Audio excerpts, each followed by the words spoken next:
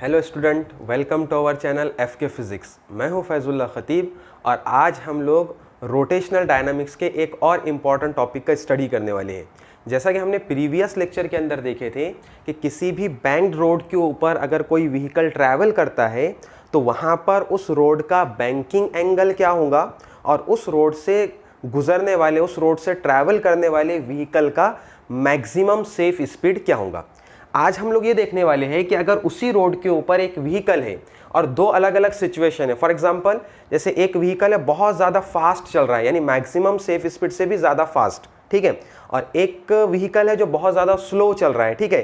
तो दोनों भी सिचुएशन में हम लोग ये डिराइव करने वाले हैं कि मैक्सिमम जो स्पीड से व्हीकल चल रहा है, मैक्सिमम स्पीड से, तो कितना मैक्सिमम मतलब अपनी स्पीड को कितना बढ़ा सकता है, और जो स्लो चल रहा है मतलब जो कम स्पीड से चल रहा है वो कितना कम कर सकता है, मतलब कितना स्लो चलता है, ठीक है। तो इस टॉपिक को हम लोग नाम देंगे upper speed limit of vehicle on banked road. Upper speed limit means maximum ये कितना स्पीड को अचीव कर सकता है। उसके लिए हम लोग इक्वेशन निकालने वाले हैं, उसका सिचुएशन समझने वाले हैं। तो अपने इमेजिनेशन पावर को बूस्ट कीजिए और बढ़ते हैं हमारे टॉपिक की तरफ। तो टॉपिक का नाम है सबसे पहले upper speed limit of vehicle on banked road. अब इस टॉपिक को समझने के लिए आपको जो इस प्रीवियस लेक्चर है हमारा उसको अच्छे से क्लियर करके आना चाहिए। और उस टॉपिक के अंदर हमने देखे थे कि बैंक्ड रोड का सिचुएशन क्या है। तो इमेजिन करते हैं हम लोग कि ये हमारे पास में बैंक्ड रोड है, ठीक है, ये बैंक्ड कर्व रोड है। अब बैंकिंग ऑफ रोड वगैरह हमने प्रीवियस लेक्चर में देखे। ये इसका एंगल ऑफ बैंकिंग है, ठीक है। बैंकिंग की जो आउटर साइड है उसको हम लोग क्या करते हैं, रोड की आउटर साइड को थोड़ा सा टिल्ट करते हैं, थोड़ा सा ऊंचा करते हैं as compare to inner side. Clear. अब मैं क्या करता हूं, इसके ऊपर एक व्हीकल ड्रॉ करता हूं जो इसके ऊपर ट्रैवल करते हुए बोर्ड से बाहर की तरफ आ रहा है। ऐसा नजर आना चाहिए कि जो व्हीकल है बोर्ड से बाहर की तरफ आ रहा है, ठीक है। अब इसको हम लोग यहां पर इस तरह से ड्रॉ कर लेंगे, ठीक, क्लियर। अब जिस तरह हमने प्रीवियस लेक्चर के अंदर देखे थे कि ट्रैवल करने वाले व्हीकल के ऊपर कौन कौन सी फोर्स एक्ट करती है, यहां पर भी देखेंगे हम लोग कौन कौन सी फोर्स एक्ट करती है। तो एज यूजुअल सबसे पहले इसके ऊपर नीचे की तरफ इन डाउनवर्ड डायरेक्शन इसका खुद का वेट mg एक्ट करता है, क्लियर। अब mg को बैलेंस करने के लिए कौन सी फोर्स आती है, नॉर्मल रिएक्शन। और इसका रूल हमने सीखे थे कि नॉर्मल रिएक्शन हमेशा रोड की सरफेस से परपेंडिकुलर एक्ट करेंगी। तो रोड की सरफेस से परपेंडिकुलर हम लोग यहाँ पे नॉर्मल रिएक्शन ड्रॉ कर देते हैं। ये भी हमने प्रीवियस लेक्चर में देखे थे। फिर हमने ये भी देखे थे कि किस तरह से हम लोग नॉर्मल रिएक्शन को दो कंपोनेंट में रिजॉल्व कर सकते हैं, रिजोल्यूशन ऑफ वेक्टर के अकॉर्डिंग। तो यहाँ पर एक कंपोनेंट रहेगा हमारा वर्टिकल कंपोनेंट और एक कंपोनेंट रहेगा हॉरिजॉन्टल कंपोनेंट। फिर इसके बाद में ये दोनों कंपोनेंट है, यहाँ पे हमको डिसाइड करना है कि एंगल किधर है। जितना एंगल ऑफ बैंकिंग बनेगा सेम एंगल यहाँ पे भी बनने वाला है, लेकिन अब अपने को देखना है कि वो एंगल ऑफ बैंकिंग जो है वो वर्टिकल कंपोनेंट के साथ है या फिर हॉरिजॉन्टल कंपोनेंट के साथ है। तो इसके लिए बहुत आसान तरीका है। सबसे पहले व्हीकल सीधा चल रहा होगा, ठीक है, इमेजिन करो व्हीकल सीधा, जैसे ही टर्न रोड आया तो वहां पर ये थोड़ा सा टिल्ट किया, मींस थोड़ा सा झुका। तो वर्टिकल से झुका मींस वर्टिकल से एंगल बनेगा, इसलिए हम लोग यहां पर एंगल ले सकते हैं, यह एंगल थीटा। फिर हमने ये पढ़े कि जिधर एंगल थीटा रहेगा हमेशा उधर रिजोल्यूशन ऑफ वेक्टर का कौन सा कंपोनेंट जाता है, कॉस थीटा। तो हम लोग इसको लिख देंगे यहाँ पे n cos थीटा, और यहाँ क्या आ जाएगा फिर n sin थीटा। क्लियर है। n cos theta vertical component हो गया, n sin theta horizontal component हो गया। इतना हमने प्रीवियस लेक्चर में भी देखे थे। लेकिन अब यहाँ पर हमको एक चीज और ऐड करना है। यहाँ पे क्या ऐड करना है, अगर आपको याद होगा तो प्रीवियस लेक्चर के अंदर हमने फ्रिक्शनल फोर्स का कहीं पर भी इंट्रोडक्शन नहीं लाए थे, मतलब उसका जिक्र नहीं किए थे। किसका, फ्रिक्शनल फोर्स का। लेकिन यहाँ पर हमको फ्रिक्शनल फोर्स को इंट्रोड्यूस करना पड़ेगा। अब देखो समझो, हमने यहाँ पे क्या बोले, अपर स्पीड लिमिट। अपर स्पीड लिमिट मीन्स इसकी स्पीड बहुत ज्यादा है, मीन्स ये बहुत ज्यादा, मतलब इमेजिन करो कि आप कार के अंदर बैठे और आपकी स्पीड ज्यादा है। तो आप मुझे बताओ स्पीड में टर्न लेते टाइम पर हमारी जो गाड़ी है, जो कार है, वो रोड से बाहर की तरफ जाती कि रोड से अंदर की तरफ जाती।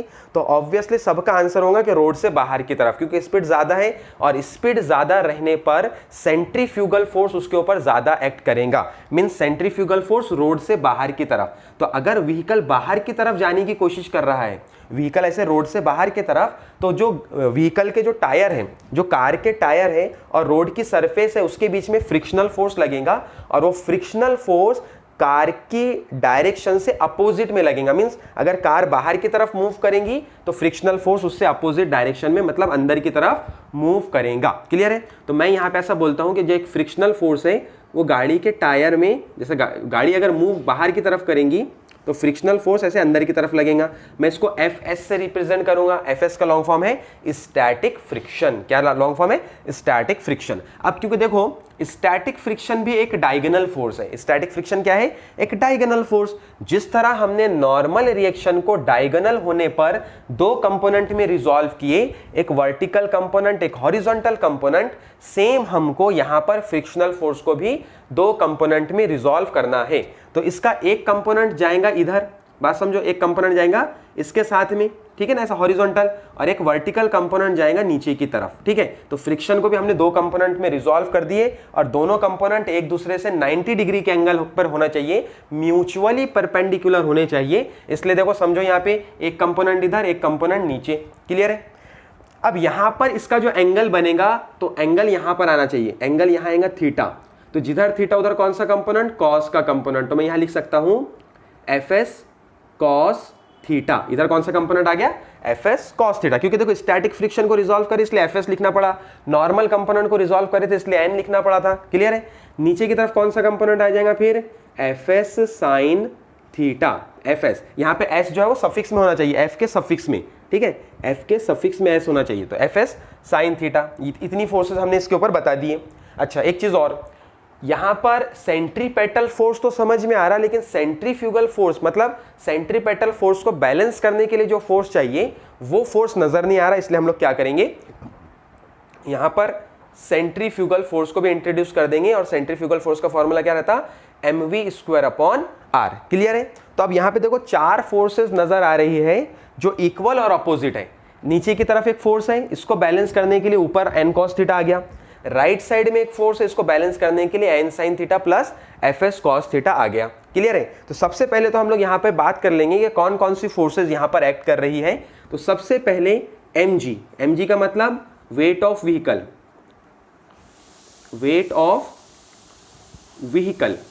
देन उसके बाद वेट ऑफ व्हीकल के बाद और क्या दिख रहा है अपने को? Fs sin theta. तो अपन लिख देंगे यहाँ पे Fs sin theta. Fs sin theta का मतलब क्या हुआ? Vertical component of static friction.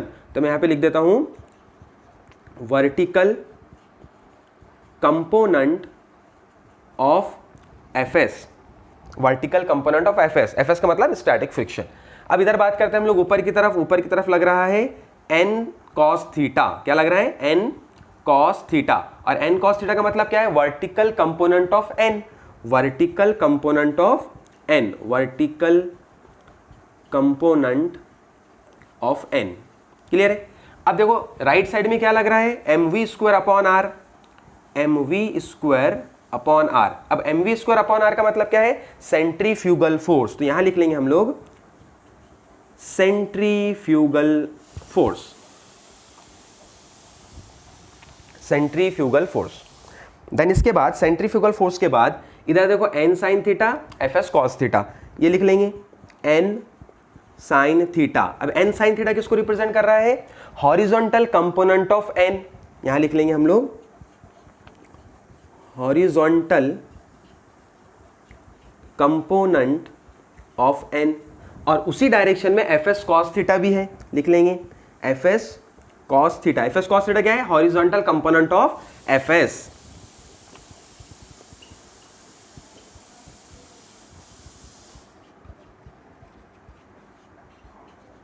ठीक है, इतनी फोर्सेस इसके ऊपर एक्ट कर रही है। अब जैसे कि प्रीवियस लेक्चर में भी हमने क्या किए थे, इक्वल और अपोजिट फोर्सेस को बैलेंस किए थे इक्वेशन के फॉर्म में, तो वैसे यहां पे करना है अपने को। Now equate equal and opposite forces हम लोग लिख सकते हैं। Now equate equal and opposite forces, opposite forces. अब इक्वल और अपोजिट फोर्स कौन कौन सी है? सबसे पहले देखो mg और Fs साइन। तो हम लोग क्या करते हैं, इक्वल और अपोजिट फोर्सेस को बैलेंस करते हैं। तो इक्वल अपोजिट फोर्स में क्या मिल रहा है अपने को? mg और इन दोनों का plus, means mg plus Fs sine theta is equal to n cos theta. लेकिन हमको क्या चाहिए, हमको साइन थीटा और कॉस थीटा की टर्म जो है वो इज इक्वल टू के एक साइड में चाहिए, ठीक है। तो हम लोग क्या करेंगे, mg के लिए इसको बैलेंस कर देंगे, means mg is equal to N cos theta as it is, N cos theta, और ये जो टर्म है इधर आके माइनस हो जाएंगी, minus static friction sine theta, इसको देंगे इक्वेशन नंबर 1। सिमिलरली जो हॉरिजॉन्टल फोर्सेस है इसको भी हम लोग बैलेंस करेंगे, तो इक्वेशन कुछ ऐसे मिल जाएगा, mv square upon r is equal to, अब इधर देखो लेफ्ट साइड में क्या कौन कौन सी फोर्स है, एक फोर्स है n साइन थीटा, और उसी डायरेक्शन में fs cos थीटा, इसलिए प्लस fs cos थीटा, इसको देंगे इक्वेशन नंबर 2। अब ये दोनों इक्वेशन इक्वल और अपोजिट फोर्सेस है, मतलब एक दूसरे को बैलेंस कर रही है। नेक्स्ट स्टेप के अंदर हम लोग क्या करने वाले हैं कि जिस इक्वेशन के अंदर वेलोसिटी है, जिस इक्वेशन के अंदर वेलोसिटी है, एक हिंट दे रहा हूं मैं आपको, जिस इक्वेशन में वेलोसिटी है उस इक्वेशन को दूसरे इक्वेशन से डिवाइड कर दो। तो हम लोग नेक्स्ट लाइन के अंदर क्या कर सकते हैं कि now dividing equation 2 by equation 1, next line में लिख देंगे अपन, now dividing equation 2 by equation 1, now dividing equation 2 by equation 1। Equation 2 पहले लिखूंगा मैं, mv square upon r is divided by mg is equal to n sine theta plus fs cos theta divided by किससे होगा, n cos theta minus fs sine theta. Clear है, मुझे ऐसा लगता है यहां तक आपको टॉपिक क्लियर होगा। अब हम लोग नेक्स्ट लाइन के अंदर क्या करेंगे, लेफ्ट हैंड साइड का m से m कैंसिल कर देंगे, तो बचा क्या फिर हमारे पास में, v स्क्वायर अपॉन आर जी।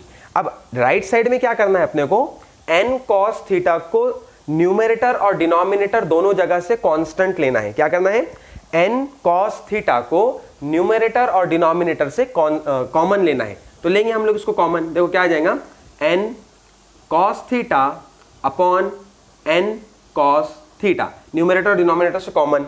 तो बाकी की टर्म जो जैसी की वैसी लिखना पड़ेगा अपने को। देखो यहां से n sin थीटा लिखा है और अपने को n cos थीटा कॉमन लेना है, तो यहां प्रेजेंट नहीं है।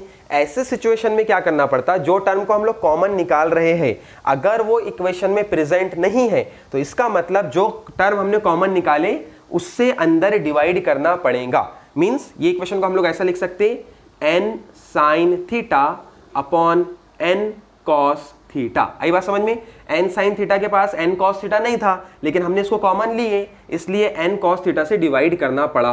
देन प्लस, अब यहां क्या रहेगा हमारे पास, fs cos थीटा, और यहां से क्या कॉमन लिए हमने, n cos theta.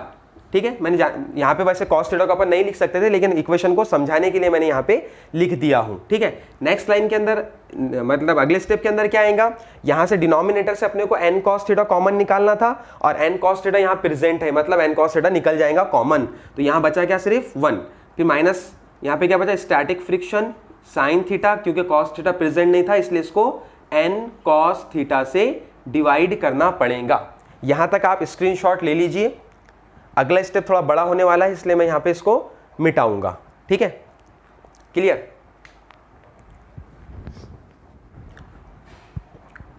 Okay student, अब नेक्स्ट स्टेप में इसके आगे हम लोग क्या कर सकते हैं वो देखने वाले हैं। n cos थीटा से n cos थीटा हम लोग कैंसिल कर देंगे, तो रिमेनिंग जो टर्म है वो लिखेंगे हम लोग v square upon R G is equal to, इधर क्या रहेगा हमारे पास में। अब देखो यहाँ पे और क्या क्या चीजें कैंसिल हो सकती है, जैसे n से n कैंसिल हो गया तो sign theta upon cos theta, और हमको पता है sign theta upon cos theta क्या होता है, टेन थीटा। देन प्लस, अब यहाँ देखो कॉस थीटा से कॉस थीटा कैंसिल हो गया तो क्या बच रहा है, static friction upon normal reaction. Then divided by, यहाँ क्या रहेगा अपने पास में, 1 minus static friction sine theta upon cos theta हो जाएगा हमारा टेन थीटा, इसकी जगह लिख देंगे टेन थीटा, और अपॉन में normal reaction means n as it is. Clear है, यहां तक इक्वेशन मुझे ऐसा लगता है सबको क्लियर होगा। यानी जहां जहां देखो sign theta upon cos theta था वहां हमने टेन थीटा ले लिए, बाकी जो कैंसिल हो सकता था उसको कैंसिल कर दिए। अब क्या करना है कि हमको देखना है कि स्टैटिक फ्रिक्शन जो है उसका डेफिनेशन क्या है। स्टैटिक फ्रिक्शन रियल में जो है वो फ्रिक्शनल फोर्स है, और फ्रिक्शनल फोर्स डायरेक्टली प्रोपोर्शनल होता है वेट के साथ। यानी जितना भारी, जितना वेटेड व्हीकल रहेगा उतना ज़्यादा फ्रिक्शन रहेगा। तो उसके हिसाब से मैं यहाँ पे ऐसा लिख सकता हूँ कि स्टैटिक फ्रिक्शन जो है वो डायरेक्टली प्रोपोर्शनल है वेट के साथ। अब अपने को पता है कि वेट ही किसके बराबर होता है, नॉर्मल रिएक्शन के बराबर, यानी वेट जो है वो किसको बैलेंस करता है, नॉर्मल रिएक्शन को। तो इसका मतलब हुआ कि वेट नॉर्मल रिएक्शन के बराबर है। क्लियर। अब मैंने यहाँ पे लिख दिया कि static friction is directly proportional to normal reaction. और आपको ये रूल पता होगा कि जब भी हम लोग प्रोपोर्शनलिटी का साइन हटाते तो वहां पर दो चीजें इंट्रोड्यूस करना पड़ता है, एक इज इक्वल टू का सिंबल और एक कोई ना कोई कांस्टेंट। तो यहां पर हम लोग लिख सकते हैं static friction is equal to, ठीक है, और जो कांस्टेंट आएगा वो रहेगा म्यू। म्यू का मतलब है coefficient of static friction, coefficient of static friction, normal reaction as it is. Now put this value in this equation, यानी जहां जहां भी इस इक्वेशन में स्टैटिक फ्रिक्शन है आप उसको रिप्लेस करेंगे म्यू एन से। क्लियर है। तो इसको मैं नंबर नेक्स्ट दे सकता हूं या इसको ऐसा स्टार बना देता हूं। इस स्टेप के अंदर अपने को वैल्यू पुट करना है, ठीक है। तो इक्वेशन बन जाएगा v square upon R G is equal to tan theta plus, जहां स्टैटिक फ्रिक्शन वहां पर mu N upon 1 minus static friction की जगह क्या आएगा, mu N into tan theta upon N. Clear है। अब देखो n से n कैंसल, यहां पे n से n कैंसल, तो अपने पास क्या बचा फिर v square upon R G is equal to, इधर बच गया tan theta plus mu upon 1 minus mu tan theta. Clear है। अब हमको क्या चाहिए था, हमको सिर्फ v का वैल्यू चाहिए था, तो हम लोग इसको v के लिए यानी v स्क्वायर के लिए रीअरेंज कर देंगे। तो इक्वेशन कुछ ऐसे मिल जाएगा अपने को, v square is equal to, और ये जो आर जी है ये इधर चला जाएगा आर जी, और पूरी वैल्यू ब्रैकेट में as it is means tan theta plus mu upon 1 minus mu tan theta. Clear है। अब हमको सिर्फ v का वैल्यू चाहिए था, v स्क्वायर का नहीं, तो हम लोग क्या करेंगे, v को एज इट इज लेंगे, इसका स्क्वायर हटाएंगे, दूसरे साइड में रूट लगाएंगे, मीन्स हो जाएगा R G in bracket ten theta plus mu upon 1 minus mu tan theta. Clear है। ये आर जी मतलब इसका जो स्क्वायर था, इसका स्क्वायर हटा, इधर रूट लगा, और रूट के अंदर ये पूरा का पूरा वैल्यू जो है वो एज इट इज हमने लिख दिए। क्लियर है। अब आप इसका भी स्क्रीनशॉट ले लीजिए। ओके स्टूडेंट, तो यहां पर हमने आज के लेक्चर में क्या देखे, upper speed limit of vehicle on banked road. ठीक है। तो आगे आने वाले लेक्चर के अंदर हम लोग लोअर स्पीड लिमिट भी देखने वाले हैं। तो मुझे ऐसा लगता है कि ये वीडियो आपको बिल्कुल क्लियर हो गया होगा। अगर ये क्वेश्चन आया तो 3 से 4 मार्क के लिए आएगा। ठीक है। तो पढ़ाई करते रहिए, मिलते हैं नेक्स्ट वीडियो में। Thank you.